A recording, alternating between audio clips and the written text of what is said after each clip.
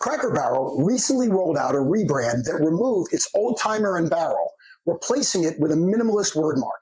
The internet erupted. Politicians piled on, and Cracker Barrel's stock dropped sharply, falling as much as 15% intraday and closing down about 8% on August 21st. The controversy did not land in a vacuum. High-profile conservatives blasted the change as woke, while others called it bland and soulless. Sardar Biglari, Steak and Shake's activist owner, even used corporate channels to slam the move. Despite this, Cracker Barrel CEO Julie Fels-Massino defended the update and said feedback has been positive. But first, a story. Almost 15 years ago, I helped a beloved organization I belonged to freshen its look. It didn't go well. My mistake was not the solution. We didn't ask the membership what they valued. The work was clean, clever, and wrong. Member reaction was immediate and angry. And desperate to appease their members, the association reinstated the old look where it remains to this day. Cracker Barrel has navigated value signaling flashpoints before also. A 2022 post about adding Impossible sausage sparked a backlash that had very little to do with taste and a lot to do with identity. And this moment clearly echoes that one. You see, this was never about color or kerning or design. These storms are about responsibility and inclusion. Unless you narrate a change with uncommon care, a new mark reads like a manifesto. So what do companies owe their customers?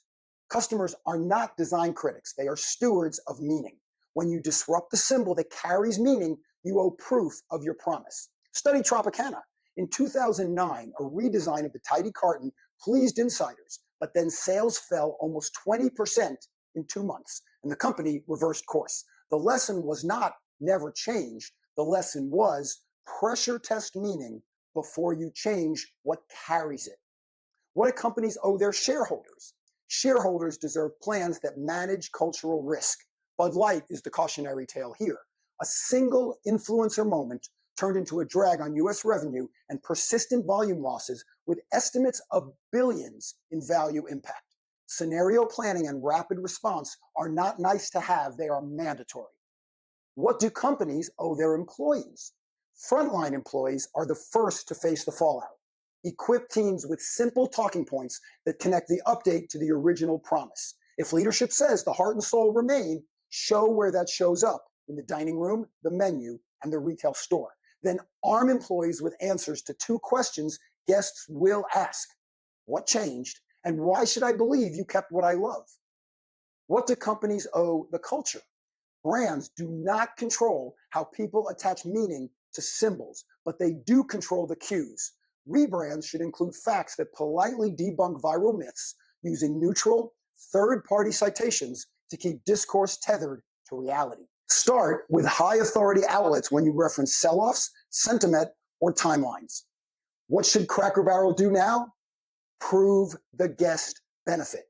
Share pre- and post measures for visit frequency, check averages, and guest satisfaction in the refreshed stores. Tie the new mark to outcomes guests value, such as speed, comfort, and familiarity. Stage the rollout and test. Pause system-wide conversions. Run A/B pilots. Invite loyalists to in-store councils. Capture feedback and publish what they learn. Restore their symbolic anchors.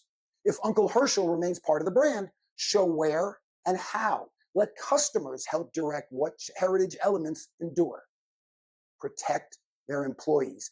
Give store teams calm, consistent language, and an escalation path. No one should be ambushed by culture war debates on a Saturday lunch rush. Set decision triggers. If KPIs do not move after a defined window, adjust or roll back. Tropicana did it, Gap did it, Cracker Barrel can do it, and you can too. Cracker Barrel does not owe the internet a logo it loves. It owes its customers continuity of meaning, employees safety, clarity, and shareholders disciplined risk management. And it owes the culture clear facts. Get those right, and the art takes care of itself.